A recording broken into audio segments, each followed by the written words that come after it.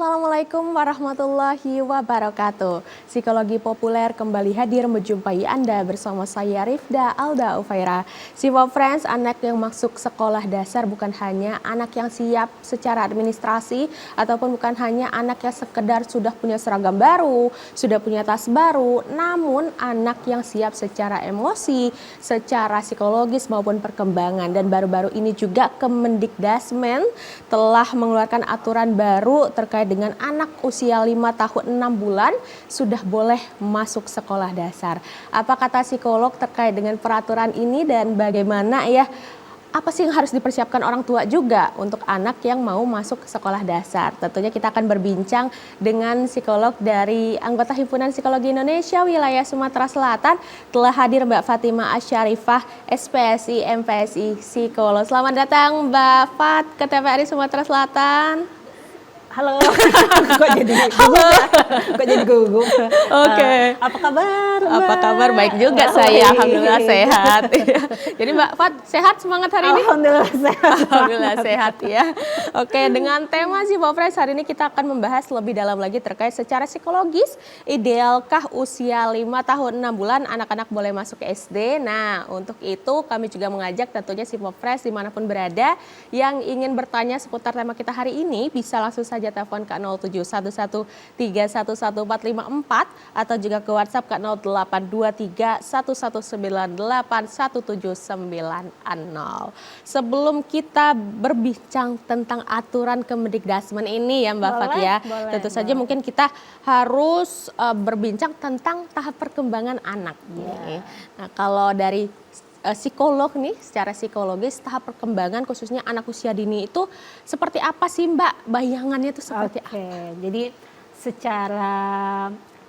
secara umum ya, karena kalau dibedah per umur akan sangat panjang gitu. Cuman memang secara umumnya yang dinamakan tugas perkembangan itu adalah sebuah tahapan yang harus dilalui oleh anak gitu, sesuai dengan umurnya. Misalnya 0 sampai 3 bulan harus sudah bisa ngapain gitu kan, atau 3 sampai 6 bulan harus sudah bisa ngapain sampai akhirnya mencapai ke umur 5 tahun 6 bulan tersebut gitu. Jadi kalau kita berbicara tugas perkembangan, yang pastinya anak itu kan tidak serta-merta langsung berdiri gitu kan, pasti ada proses di mana dia merayap, merangkak gitu kan, atau babbling. Kan tidak bisa langsung menyebut papa mama, itu kan tidak ya, tapi ada yang kayak gitu, itu namanya babbling. Dan itu tugas-tugas perkembangan yang harus dilalui dari sejak 0 bulan atau newborn ya, bayi yang baru lahir, kurang lebih seperti itu.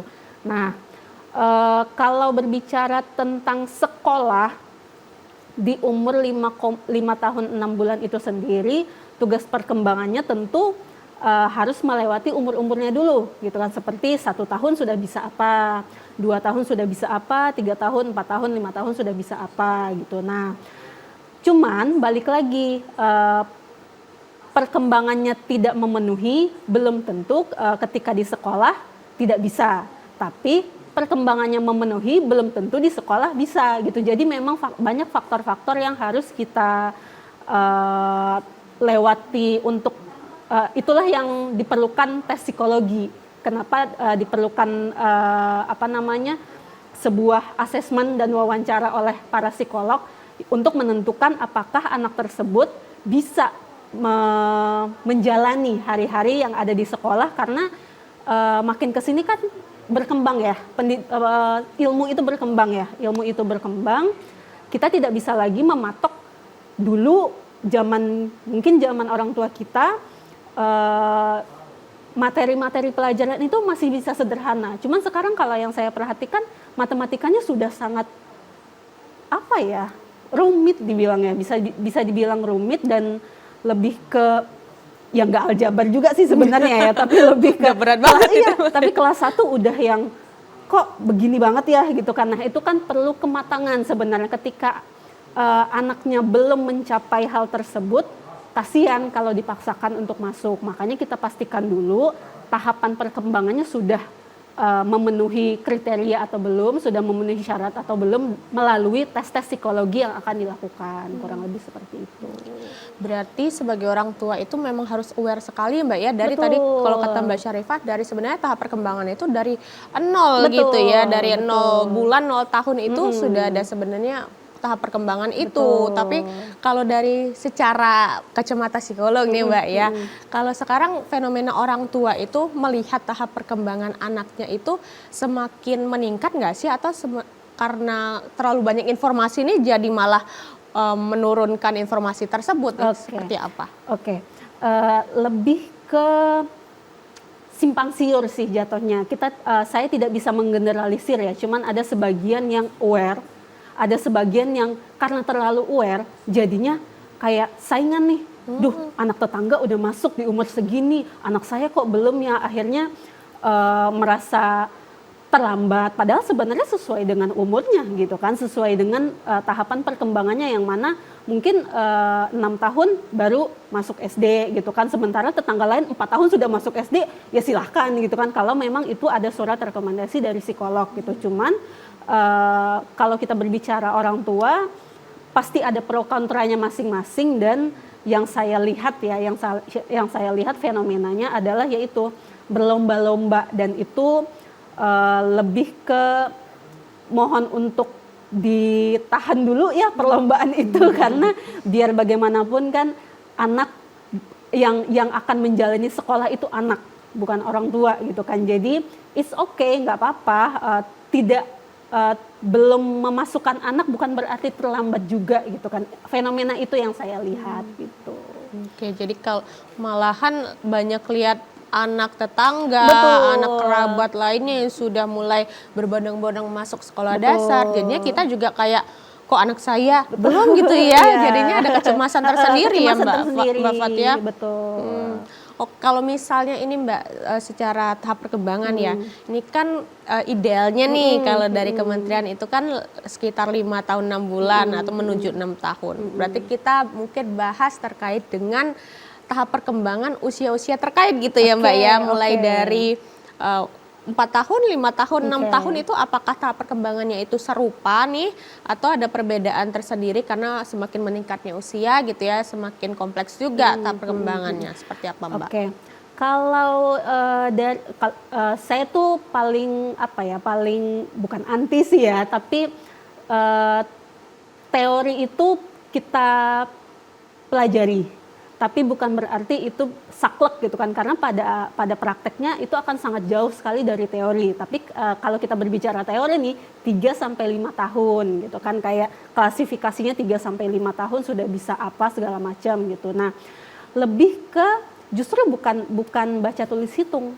Lebih ke apakah dia merasa jijik menyentuh hal-hal yang tekstur-tekstur gitu kan, atau dia merasa sesimpel nginjek rumput deh gitu, nginjek rumput dia ngerasa gini nggak ya, langsung naik nggak ya kakinya gitu kan, hal-hal kecil yang itu yang perlu kita perhatikan gitu untuk melihat bahwa bukan baca tulis hitungnya, tapi sensorinya, tangan, kaki, indera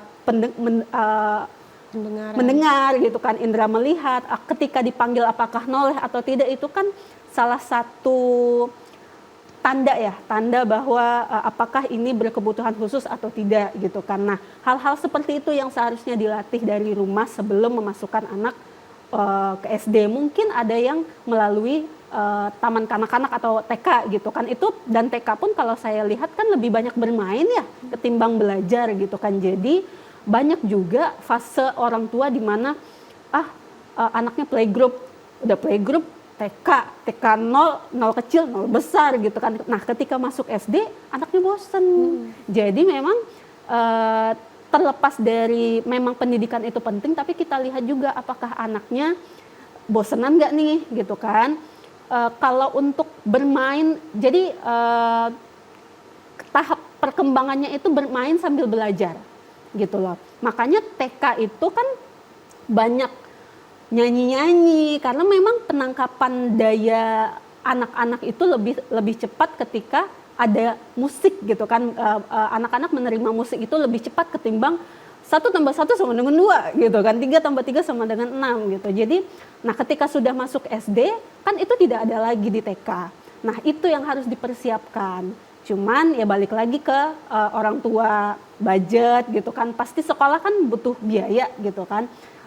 Dan selain kalaupun biayanya sudah mumpuni, biayanya sudah mencukupi, lihat perkembangan anaknya, lihat kesiapan anaknya, dari mana? Dari tes-tes psikologi yang akan dilakukan. Makanya kami pun juga sebenarnya selain tes pasti ada observasi, wawancara orang tua, wawancara TK sebelumnya, apakah di hasil rapotnya itu ada catatan dari guru-guru TK-nya gitu kan. Jadi itu hal-hal tersebut yang bisa mempertimbangkan untuk apakah anak ini siap atau tidak masuk SD. Idealnya seperti itu ya, karena Kemendikdasmen sendiri sekarang sudah ngetok palu nih, 5 tahun 6 bulan sudah boleh. Sementara tahun lalu itu masih di 6-7 tahun. Tapi dengan catatan surat rekomendasi psikolog, kurang lebih begitu. Oke, itu dia peraturan terbarunya mengatakan seperti itu ya Mbak ya. Tapi saya menarik terkait dengan tadi Mbak Fat menjelaskan ya Simple Friends ya, bahwa sebenarnya kalau TK gitu ya sebelum SD gitu sebenarnya bermain sambil belajar. Betul. Ya Mbak ya, bukan belajar sambil bermain. Kadang saya juga banyak mendengar gitu. Betul. Ya, bahwa banyak orang tua itu yang ya mendikte, kalau TK ya selesai TK kamu udah bisa apa, menulis, menggambar gitu ya, hitung-hitungan. Jadi sebenarnya itu kalau misalnya playgroup TK itu memang tugas perkembangan yang harus dilakukan, harus diajarkan itu memang lebih ke tadi ya Mbak ya, lebih ke bermain itu daripada belajar. Betul. Ya. Jadi bukan berarti tidak boleh belajar tuh enggak ya, tapi lebih kepada misalnya nih angka 1 itu tidak saklek kita tulis angka 1, pasti kita akan menggunakan segala cara bahwa lihat itu ada awan, awannya berbentuk apa ya gitu, awannya seperti ini, kalau seperti ini itu angka 1 gitu kan. Jadi anak itu kita mainkan imajinasinya melalui hal-hal yang tidak berat gitu kan. Sementara kan kalau SD itu sudah tidak ada lagi yang begitu gitu kan, kayak ya mungkin masih ada nyanyian-nyanyian tapi kan sudah tidak ada lagi yang ayo berbaris apa segala macam untuk nyanyian-nyanyian ala-ala TK gitu kan. Nah, sementara di TK itu ya puas-puasinlah anak bermain gitu kan, karena itulah yang dinamakan taman kanak-kanak, taman gitu kan. Sementara SD sekolah gitu. Jadi manfaatkanlah dengan sebaik mungkin ketika anaknya berada di TK, maksimalkan dia bermainnya aja gitu. Belajar itu plus. Tapi ketika bermain dan dia enjoy, pasti ada ilmu yang dia dapat. Oh, Bunda, itu angka 1 loh, awannya kayaknya berbentuk angka 1. Itu pohonnya kayaknya rantingnya berbentuk angka 2. Jadi anak-anak itu menangkap dari seluruh apa yang dia lihat ketika TK gitu. Jadi tidak perlu terburu-buru dan it's okay sekali kalau mengulang TK. Dalam artian mungkin umurnya belum cukup untuk SD, tapi anaknya bosan di rumah, it's okay sekali untuk memasukkannya ke TK. Karena kan TK juga tidak setiap hari, kalau saya rasa ya kayaknya nggak setiap hari juga. Dan maksudnya kalaupun anak bosan masih bisa kita bolos-bolos gitu ya kan. Sementara SD kan sudah tidak bisa lagi kan, untuk dalam artian kita mengambil jeda buat anak saya bosan nggak masuk sekolah, SD sudah tidak bisa seperti itu. Jadi pol-polan aja di TK gitu, gimana nanti kita memberikan pemahaman bahwa di SD itu sudah tidak lagi seperti ini, apakah kamu siap gitu. Jadi anak sudah bisa komunikasi 2 arah. Harapannya seperti itu ketika masuk SD gitu. Oke, jadi harapan awalnya seperti itu. Betul. Ya Mbak ya. Jadi jangan tuntut anak dulu. Betul. Di awal SD sudah bisa 1 sampai 100 gitu. Itu kalau bisa dihindari dulu oleh orang tua ya. Betul. Oke Mbak, ini pertanyaan juga. Sekarang kan banyak terkait dengan anak-anak gitu ya yang dititipkan di daycare gitu. Tapi kata Mbak Fat tadi bahwa kalau kebanyakan atau kelamaan misalnya sekolah, daycare, taman playgroup, taman kanak-kanak, anak bisa bosan. Nah itu akan seperti apa? Namun jawabannya nanti ya Mbak Fat ya, setelah jeda pariwara berikut ini. Tetaplah bersama kami di Psikologi Populer.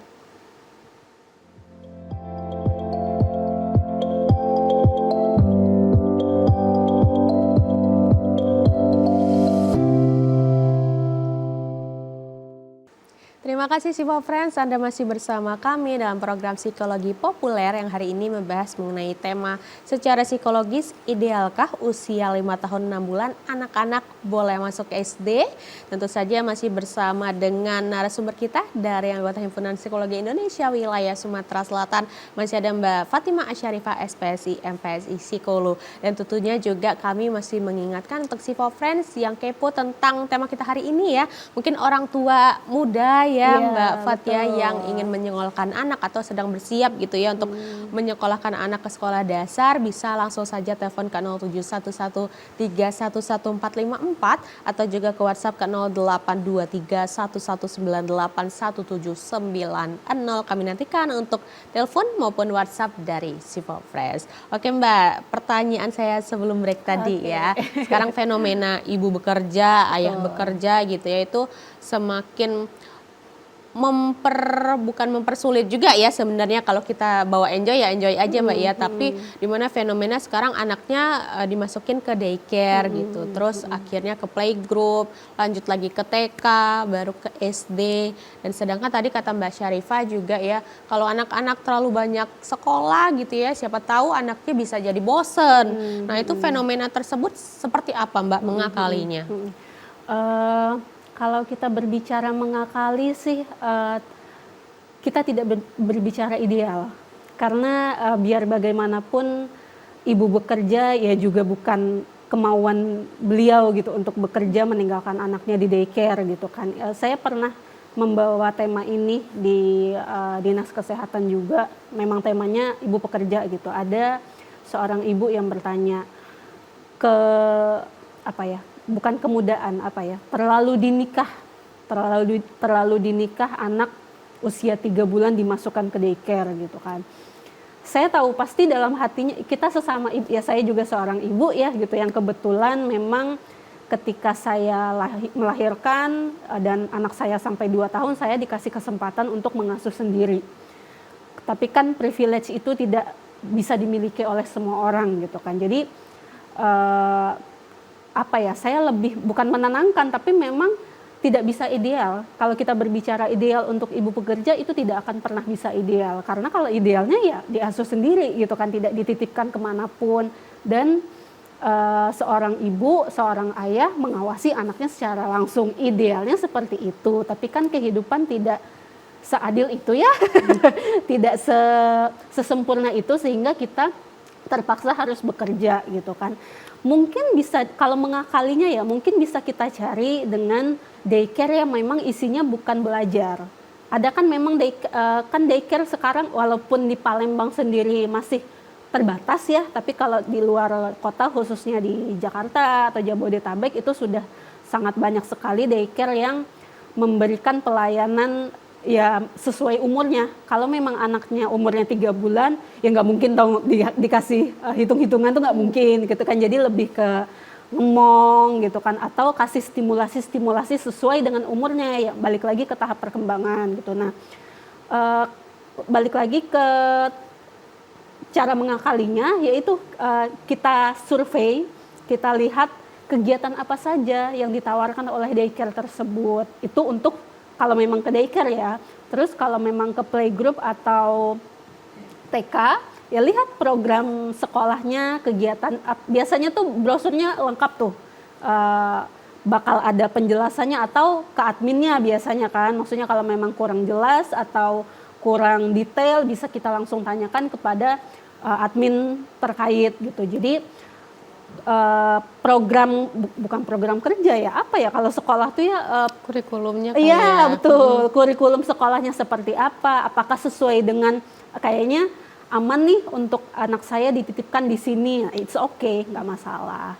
Asal kan sekarang sudah sangat banyak sekali berita-berita daycare yang menyimpang ya, yang sangat saya sedihkan juga ketika melihat beritanya gitu. Nah, itu juga kita harus hati-hati, harus aware ini kepalanya siapa, ketuanya siapa. Maksudnya jangan sampai kita menaruh anak di tempat yang asal usulnya saja kita tidak tahu itu dari mana. Kurang lebih begitu sih Mbak. Oke, terutama kalau daycare ya Mbak ya, kita harus Betul, survei benar-benar, apalagi di Palembang betul. yang masih terbatas, Terbatas, otomatis kita betul. juga harus tambah lagi Mbak ya Betul, untuk menilai betul. benar-benar di Mhm, daycare-daycare yang mhm, ada gitu. Dan mhm. lihat juga kurikulumnya ya Mbak Mhm, ya, mhm. kalau bisa jangan yang belajar berat-berat Iya, dulu, yang bermain-bermain aja gitu bermain-bermain ya, aja, agar anak betul. juga tidak bosan saat mau SD Iya, nanti ya Mbak betul. Fat ya. Kita masuk ke kematangan anak nih Mbak Oke, ya, bagaimana untuk melihat anak itu sudah siap, sudah matang mhm, secara entah mhm, secara kecerdasannya, mhm, secara sosial emosinya mhm, dan mhm, macam-macamnya. Nah, mhm, itu mhm. seperti apa Mbak cara mendeteksinya? Oke.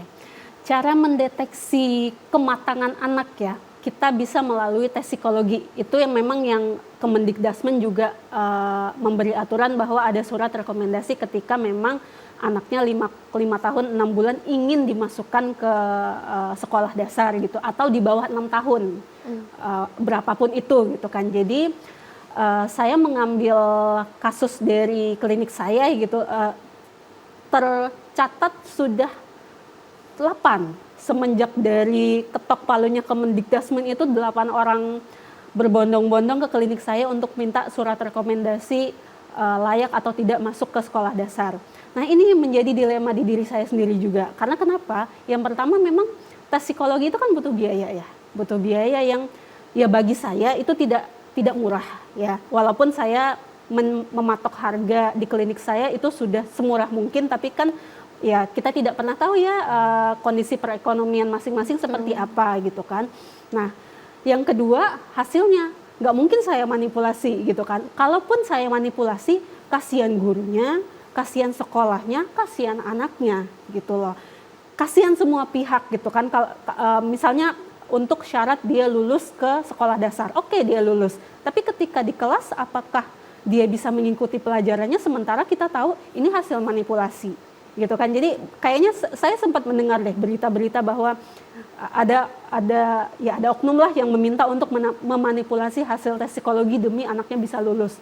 Sebenarnya kami nggak masalah gitu kan, maksudnya kami bisa aja memanipulasi itu, tapi kan itu pada akhirnya akan ketahuan di ujung, bukan di ujung ya, malah justru di awal-awal tahun ajaran baru ketika di kelas kok anaknya seperti ini ya, padahal hasil tesnya begini. Ini siapa nih psikolognya? Nah, nanti ditelusurin tuh kan, kenanya kami gitu kan. Jadi lebih ke kasihan seluruh pihak dan budget sudah keluar berapa, nanti bermasalah di sekolah, akhirnya out.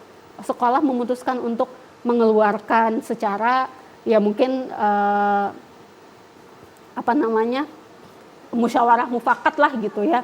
Cuman kan balik lagi ketika memang anaknya dirasa ada yang datang ke klinik saya dengan catatan anaknya bosan di TK gitu. Akhirnya saya tes, jujur saya tuh deg-degan sebenarnya, kayak lebih ke aduh ini kalau hasilnya tidak sesuai mereka marah nggak ya ke klinik saya gitu kan. Jadi kayak tapi kalau saya manipulasi juga nggak mungkin gitu kan. Dan hasilnya memang tidak bisa kita berpatok pada tes psikologi, tapi lebih ke juga tes kepribadian seperti apa, aspek belajar, gaya belajar, sikap belajarnya bagaimana, wawancara, observasi yang tadi saya bilang kan ke seluruh pihak, atau ke orang tuanya langsung seperti apa gitu. Nah, nanti kita combine, kita tulis di dalam sebuah laporan kalau memang hasilnya tes IQ-nya di bawah rata-rata, tapi ketika observasi, jadi tes IQ itu sebenarnya subjektif, sangat subjektif dan sesuai dengan kondisi anak pada saat itu. Misalnya anaknya sakit, itu akan sangat mempengaruhi hasil tes. Kan sangat disayangkan ya, kita sudah bayar mahal-mahal, tapi ternyata anaknya sakit atau anaknya belum makan, itu kan sangat mempengaruhi. Jadi banyak faktor yang mempengaruhi. Jadi tes IQ itu bukan satu-satunya faktor, melainkan juga observasi dari psikolog, apakah ini anak sebenarnya tidak bisa atau hanya kurang konsentrasi gitu kan. Jadi banyak sekali faktor yang akhirnya kami rangkum di sebuah laporan. Sebenarnya hasilnya tes IQ-nya di bawah rata-rata misal, tapi gitu sepanjang tes anak mampu melakukan ini, mampu duduk dia, mampu fokus, mampu mengikuti instruksi, mampu mendengarkan dua arah, ngobrol dua arah. Nah itu kan akhirnya saya tulis dapat dipertimbangkan untuk masuk. Nah keputusan masuk atau tidaknya sekolah yang menentukan. Jadi makanya saya sangat berhati-hati sekali dalam menuliskan itu, ibaratnya nyawa di ujung tanduk ya gitu kan, dan nyawa ada di ketikan kita nih gitu kan, ketikan psikolog gitu. Jadi kayak ngerasa aduh berat ya, tapi ya gimana, nggak mungkin saya manipulasi, dan sepahit-pahitnya saya tulis seada-adanya, tapi sesuai dengan observasi juga. Kalau memang anaknya mampu dua arah, saya tulis gitu kan, anaknya mampu mengikuti instruksi, mampu mendengarkan dua arah, itu sebenarnya cukup untuk mengikuti di sekolah dasar. Tapi balik lagi, kalau anaknya kan di tes-tes IQ itu ada hitung-hitungan ya, matematika yang dalam bentuk soal cerita. Rata-rata anak yang di bawah 6 tahun itu kurang mengerti. Tapi ketika saya tanya, 5 tambah 7 berapa? Nangkep. Kalau soal cerita, Budi membeli 5 buah, ditambah 7 buah ini, berapa hasilnya? Lama tuh mikirnya, gitu kan. Nah itu, faktor-faktor itu kan yang tidak bisa kita langsung ketok palu, nih anak, ya maaf tidak bisa diluluskan, enggak gitu kan. Jadi saya memutar cara juga agar sebenarnya anak ini punya potensi kok, tapi gimana caranya kita menggali ketika sedang asesmen, ketika sedang melakukan tes IQ, oh kekurangannya di sini, nanti saya tulis di laporannya sehingga sekolah mendapatkan hasil detailnya, kurang lebih seperti itu. Jadi bukan hanya kekuatan tapi juga kelemahan yang mungkin bisa dipertimbangkan oleh sekolah ya Mbak Fathia. Oke Mbak Fa, nanti kita akan sambung kembali namun setelah jeda pariwara berikut ini. Jangan kemana-mana, tetaplah bersama kami di Psikologi Populer.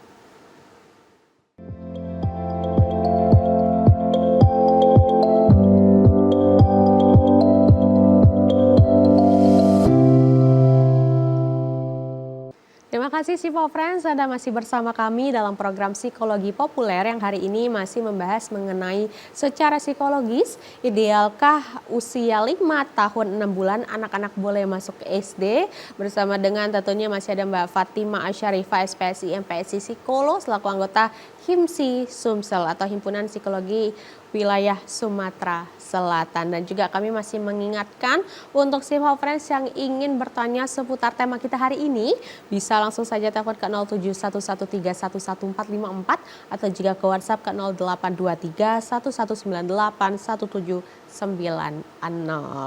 Oke Sipo Friends, nampaknya sudah ada yang WhatsApp nih boleh. Mbak Fathia dari Mili di Demang nih. Bertanya, secara psikologis apa perbedaan mendasar antara anak masuk SD di usia 5 tahun dengan yang masuk di usia ideal 7 tahun dalam hal ketahanan mental? Apa tuh, Mbak? Mulai berat ya. Berat tuh, udah ada ketahanan mentalnya. Balik lagi ke anaknya sih.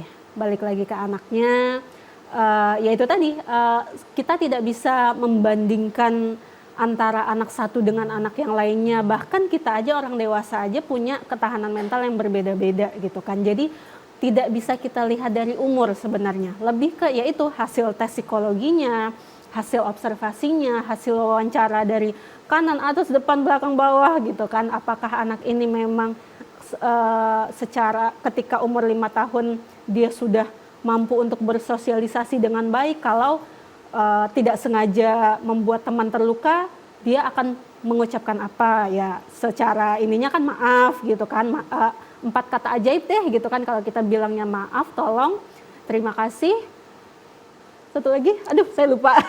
Maaf, tolong, terima kasih, apa Mbak? Aduh ya maaf ya. Tolong cari di Google nanti ya. Cari di Google nanti, pokoknya ada 4 kata ajaib itu. Basic kan, itu sebenarnya basic yang anak bisa lakukan. Kalau itu saja anak sudah bisa melakukannya, ketahanan mental itu bukan lagi berpatok pada umur gitu. Jadi ya balik lagi, apakah anaknya bisa, sebenarnya kunciannya tuh sesimpel ngobrol 2 arah, ngerti nggak sih anaknya? Karena kalau mau umur berapapun, kalau anaknya belum bisa ngobrol 2 arah, akan percuma gitu kan. Kalau ternyata masih belum nangkep ya daya ingatnya, daya nalarnya. Kan di tes IQ itu ada penilaian daya nalar, daya ingat, daya apa gitu kan, sikap belajar seperti apa. Nah, itu ada penilaiannya, apakah tidak baik, sedang, cukup, baik, sangat memuaskan gitu kan. Ada indikatornya gitu untuk penilaiannya. Nah, itulah yang kita bisa lihat kalau memang merasa penilaian kita ini bias sebagai orang tua, anak saya bisa kok, tapi ketika dites di asesmen gitu kan, di tes psikologi ternyata masuk dalam kategori belum bisa gitu kan. Nah, itulah yang dinamakan kematangan. Jadi kita tidak bisa berpatok pada umur, melainkan kematangannya seperti apa. Sah-sah saja memasukkan anak di umur 5 tahun, tapi itu tadi, kalau memang anaknya hasilnya tidak memenuhi syarat atau hasilnya tidak dinilai tidak memuaskan ya bagi kita, ya kita juga tidak bisa memaksakan untuk, ayo anak ini bisa kok masuk ke SD gitu, bisa kok ini segala macam, kasihan anaknya gitu. Nah, disitulah ketahanan mentalnya masuk. Kalau memang anaknya dipaksa masuk, ya mentalnya drop, karena dari awal memang dia sudah tidak siap gitu. Oke, itu tadi ya Mbak Mili ya jawabannya, semoga memuaskan. Kalau belum puas bisa tanyakan Tanya kembali lagi. via telepon ataupun ke WhatsApp. Tapi saya agak salfok di sini Mbak, 5 tahun dengan usia 5 tahun dengan yang masuk di usia ideal 7 tahun. Nah, berarti kalau misalnya kita berlandaskan dari Kemendikbudrismen tadi, berarti idealnya memang 5 tahun 6 bulan ya? Atau seperti saya apa? koreksi, bukan idealnya, tapi boleh diperbolehkan oleh Kemendikbudrismen di bawah 6 tahun boleh dimasukkan ke SD asal dengan catatan surat rekomendasi dari psikolog, kurang lebih begitu. Bukan idealnya begitu, tapi tema kita ini memungkinkan nggak ya 5,6 tahun itu masuk sekolah. Nah, lebih ke situ sih. Nah, Kemendikbudrismennya sendiri memperbolehkan, bukan mengidealkan. Nah, gitu. Mungkin saya akan meluruskan sedikit di situ gitu. Jadi bukan idealnya 5,6 tahun, tapi diperbolehkan. Oke, jadi istilahnya sekarang sudah minimalnya Betul, itu 5 tahun 6 bulan ya, lah 5 ya. tahun, 6 bulan. Tapi tetap ada catatannya, syaratnya Betul, nih tetap betul. harus ada surat rekomendasi dari psikolog. Kalau masih di bawah 6 tahun ya. Kalau kita dulu kan zaman kita 5 tahun itu ya boleh-boleh aja ya Mbak ya. Tapi betul. sekarang sudah ada syaratnya nih, di bawah 6 tahun Betul. itu harus ada syarat dari rekomendasi dari psikolog. Karena sebelumnya kan syaratnya 6, kalau nggak salah minimal banget 6 gitu kan. Sekarang udah mulai dilonggarkan kan. Cuman kan pastinya ketika anak umur 7 tahun itu kan kayak sudah kenyang banget lah dengan pengalaman-pengalaman. Jadi lebih ajak tuh pasti. Cuman kan ya balik lagi, oknum gitu kan. Kita tidak bisa menyamaratakan anak satu dengan anak yang lainnya. Tapi kalau memang hasil tes psikologinya mumpuni, ya it's okay, nggak ada masalah. Oke, itu tadi jadinya kuncinya di situ tadi ya Mbak ya, dasarnya Kemendikbudrismen itu minimal sekali 5 tahun 6 bulan, tapi di bawah 6 tahun itu syaratnya harus ada surat rekomendasi dari psikolog.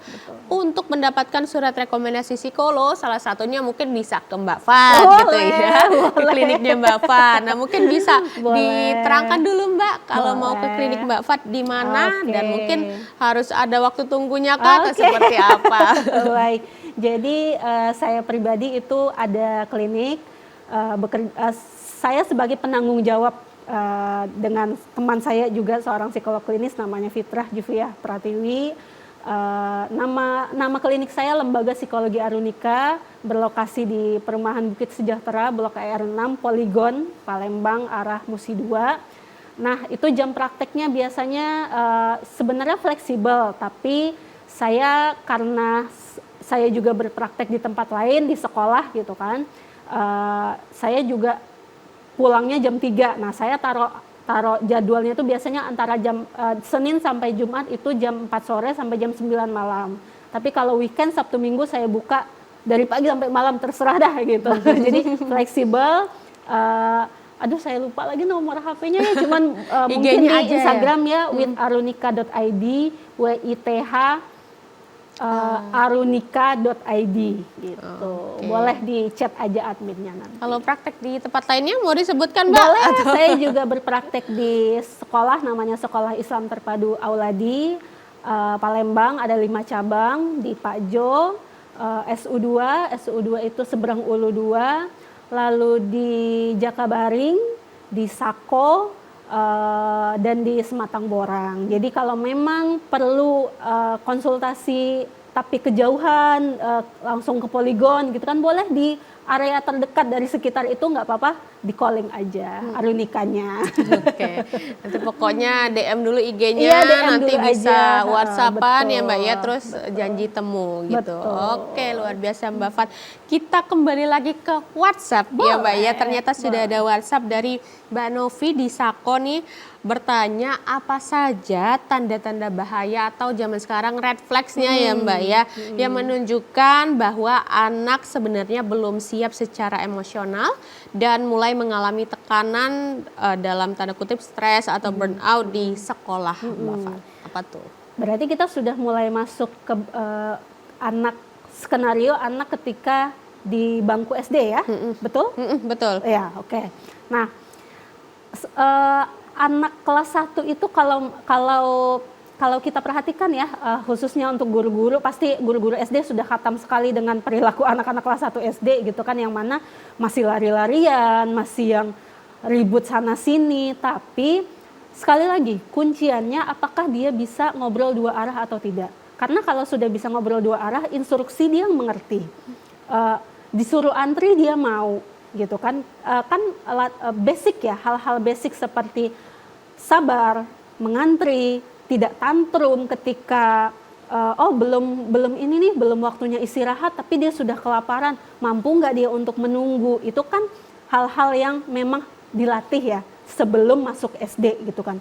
Nah, kalau memang hal-hal tersebut masih belum bisa, jangan dipaksakan, tapi nggak apa-apa ngambil, bukan terapi ya mungkin kelas kali ya, kelas-kelas Montessori, kelas-kelas di luar sekolah yang jatuhnya having fun, dan bahkan bonding antara orang tua dan anak kan, kayak misalnya buka kelas yang isinya para moms and dad sama anaknya main gitu kan, jadi lebih fun gitu kan jatuhnya, daripada kita di kelas monoton yang harus menatap papan tulis, belajar gitu kan. Jadi anak merasa ini tuh sebenarnya fun nggak ya gitu kan. Jadi kita buat belajar itu startnya fun dulu gitu. Nah, kalau memang anak sudah mampu mendengarkan, kalau dipanggil menoleh, nah itu kalau memang fokus kita red flag-nya dipanggil noleh nggak, itu dulu aja.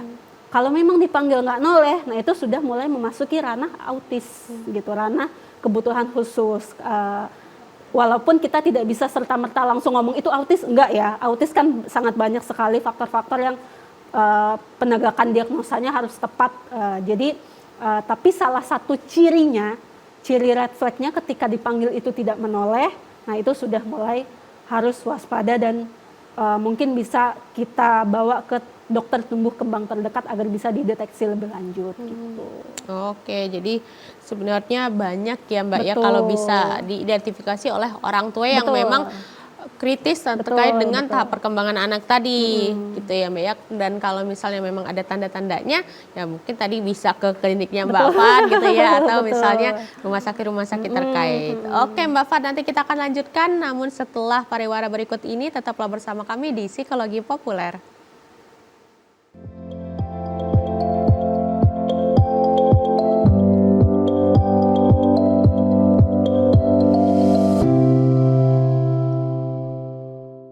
Terima kasih Sipo Friends, Anda masih bersama kami dalam program Psikologi Populer yang hari ini masih membahas mengenai tema secara psikologis, idealkah usia 5 tahun 6 bulan anak-anak sudah boleh masuk SD?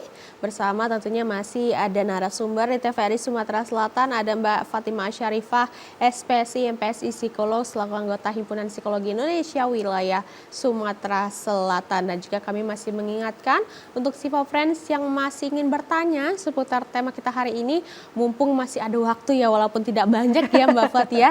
Jadi teman-teman atau Siva Friends bisa langsung saja telepon ke 07113114454 atau juga ke WhatsApp ke 082311981790.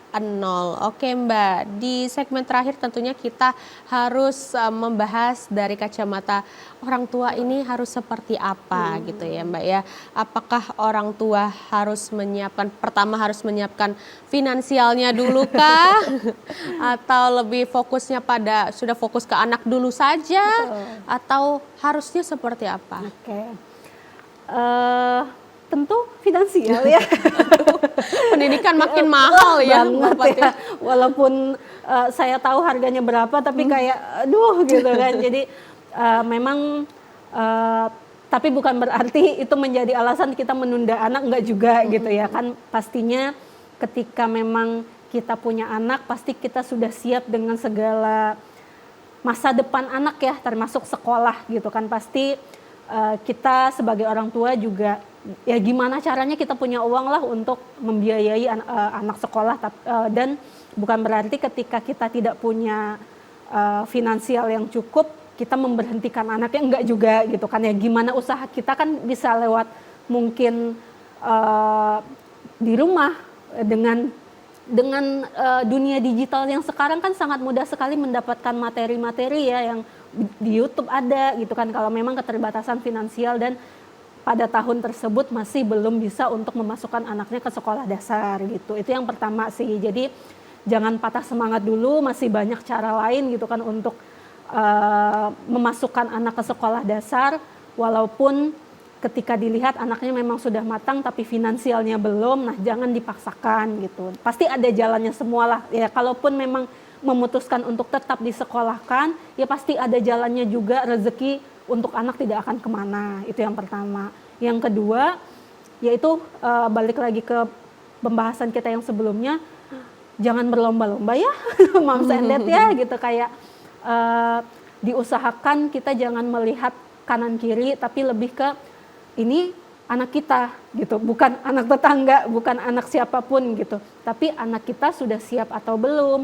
Kalaupun memang dirasa kita punya budget untuk membuktikan bahwa anak kita sebenarnya sudah siap loh. Siap nggak dengan budget yang dikeluarkan untuk asesmen psikologinya? Siap nggak budget yang dikeluarkan untuk tes-tes selanjutnya seperti apa? Karena biar bagaimanapun, walaupun saya buka klinik, ya saya tidak bisa bilang harganya murah gitu kan. Jadi balik lagi kayak saya ngerasa nggak tega gitu kalau memang nanti hasilnya tidak sesuai kan. Aduh sayang gitu kan, sudah mengeluarkan segini banyak tapi hasilnya tidak bisa dibawa kemana-mana juga sayang. Tapi ya balik lagi, legowonya orang tua seperti apa, sudah siap belum untuk di tahap menerima hasilnya apapun itu gitu. Yang ketiga mungkin lebih ke perasaan anaknya. Nah banyak sekali yang kecolongan sebenarnya di sini. Mungkin kita bisa melihat anaknya siap atau tidak secara tes, oke. Tapi anaknya sendiri tuh mau nggak ya sekolah, berkeinginan kuat nggak ya untuk sekolah. Dan ketika anaknya mogok sekolah, kita harus bagaimana ya sebagai orang tua, siap nggak untuk menerima fase-fase bahwa anak saya mogok sekolah, saya harus gimana ya sebagai orang tua. Itu dipersiapkan dengan cara ya orang tua yang paling tahu bagaimana mendekati anak seperti apa. Kan kita tidak mungkin memaksa ya, dalam tanda kutip kayak mungkin VOC ya, didikan VOC yang kamu harus begini, kamu harus begitu kan. Anak sekarang kan didiklah anak sesuai zamannya gitu kan. Balik lagi kita tidak bisa menyamaratakan zaman kita dulu dengan zaman yang sekarang. Kita lihat kondisinya anak seperti apa, bagaimana. Kalau memang mogok, dia dirayunya seperti apa ya, bagusnya seperti apa. Dan saya pun sebagai orang tua juga tidak sesempurna itu. Jadi saya tidak akan mengkritik cara orang tua dalam mengasuh anaknya, mendidik anaknya seperti apa. Karena hanya orang tuanya lah yang paling tahu yang mana yang works ya, mana yang berjalan, mana yang terbaik, mana yang bisa untuk anaknya. Ya mungkin anak A bisa dilembutkan, tapi anak B perlu didisiplinkan, kan itu sebuah hal yang berbeda yang tidak bisa kita bandingkan satu sama lain. mungkin di 3 poin itu sih. Oke, Mbak Fat. Kalau ini ya, mana yang lebih penting Mbak Fat ya, bagi orang tua untuk melihat anaknya? Memang dari sisi akademisnya saja gitu ya, untuk masuk ke SD ini ya, sisi akademis saja, atau memang secara lebih luas lagi, secara lebih holistik lagi, selain akademik, misalnya sosial emosional, atau yang lainnya tuh, apa yang paling penting dan harusnya fokusnya ke mana dulu nih? Oke, pasti semuanya akan berkesinambungan ya Mbak ya, pasti semuanya akan sangkut paut. Tapi kalau kita berbicara sekolah dasar, itu sudah pasti fokusnya ke akademik dulu ya, bukan akademik tok, bukan akademik saja, tapi fokus prioritas. Kalau kita atur skala prioritasnya pasti akademik, baru sosial emosinya. Karena kalau akademiknya pintar tapi sosial emosinya tidak, kan akan mengganggu keberjalanan kelas juga gitu kan, akan mengganggu wali kelasnya, akan mengganggu teman-temannya, dan itu tidak bisa kita bilang ideal gitu. Nah jadi skala prioritasnya ya akademik dulu, baru yang lainnya mengikuti, kurang lebih begitu. Oke, kalau menuju ke SD nih Mbak ya, mungkin dari TK atau dari kecil juga anak itu sudah difokuskan juga ke hal-hal di luar akademis nih Mbak. Misalnya dari udah terlihat nih minatnya seperti apa gitu ya, atau fokus di olahraga seperti apa. Nah itu diperbolehkan juga nggak untuk fokus ke hal-hal selain akademisnya itu? Oke. Saya pribadi ya Mbak, saya pribadi memang sangat setuju terhadap orang tua yang membebaskan anaknya mau ngapain. Karena memang fokus anak kan pasti bosenan ya. Silakan explore saja selama itu budget masih bisa kita fasilitaskan kan. Atau anaknya mau renang, oke, fasilitasin. Anaknya mau ngegambar, fasilitasin, asal sesuai dengan budgetnya saja. Oke, gitu. jadi kalau ada budget ya silahkan fasilitasi sebaik mungkin, gitu ya. Tapi jangan yang kita dipaksa. Oke, Gitu. Oke Mbak Fat, kita sudah di penghujung segmen, ini sedih sekali ya rasanya ya. Mungkin dari Mbak Fat ada kesimpulan sedikit saja untuk Siva Friends di rumah. Pendidikan anak itu penting, tapi kesiapan dan kematangan anak secara sosial, emosi, dan akademik juga sangat penting. Jadi alangkah lebih baiknya kita melihat dari segala sudut pandang ketimbang membandingkan satu sama lain, kurang lebih begitu. Oke, luar biasa. Makasih Mbak Fatimah Terima kasih Syarifah, kembali. SPSI, MPSI, psikolog. Iya. Terima kasih Mbak Fat sudah hadir di TVRI Terima Sumatera kasih Selatan. Sekali kembali. lagi jangan bosan-bosan untuk Tidak kesini akan ya. pernah bosan. Oke, sehat selalu Mbak Fat. Sehat juga Mbak. Oke, Siva Friends, dari saya ya, pendidikan itu adalah maraton, bukan sprint. Bukan tentang siapa yang paling cepat untuk masuk sekolah, tapi siapa yang paling bertahan untuk terus belajar sepanjang hayat. Saya Rifda Alda Ufaira dan kru yang bertugas pamit undur diri. Terima kasih. Wassalamualaikum warahmatullahi wabarakatuh.